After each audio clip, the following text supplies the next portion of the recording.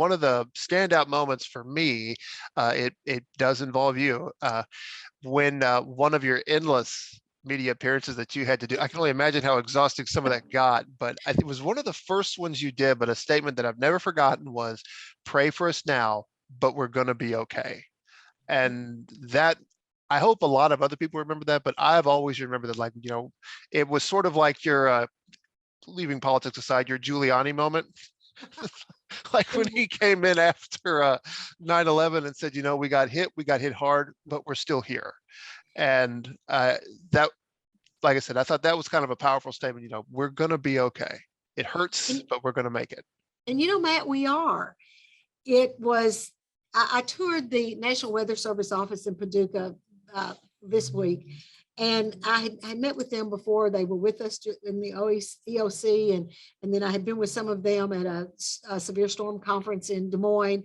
Can you imagine me speaking to a severe storm conference in Des Moines, Iowa? But I thank them for everything they did. It is apparent to me and to everybody else that their warnings saved lives here in Graves County. But I asked them this last week when I was with them, how long do you think it took for that tornado to get from the south side of town to the north side of town? And my guess was, when I heard, I had no damage to my home, but it was close there on the behind St. Joseph's there. That's probably about 4 blocks from where I live. And I heard it. It sounded to me like jet engines. And I said, so in my mind, I thought it was about 90 seconds. And I asked them, and they said about 2 minutes. They said, you were probably close to being right. So it's amazing to me how something that ripped through here, and let's give it a little credit, 3 minutes from one end to the other. But as soon as that was over, we took a few hours to get on our feet as far as, okay, we've been hit. What do we do? And that was it, because I got to the fire station probably by 10 o'clock that night. It hit about 9:25-ish.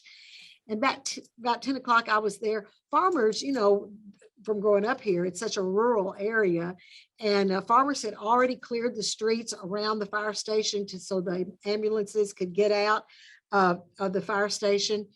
And it didn't take long to get the streets cleared enough to get those out. Now, they would come in during the night. I know one ambulance had the same tire patch 9 times before it completely gave up the ghost. But it was amazing to me. No, it wasn't so amazing to me how people jumped in and did for ourselves.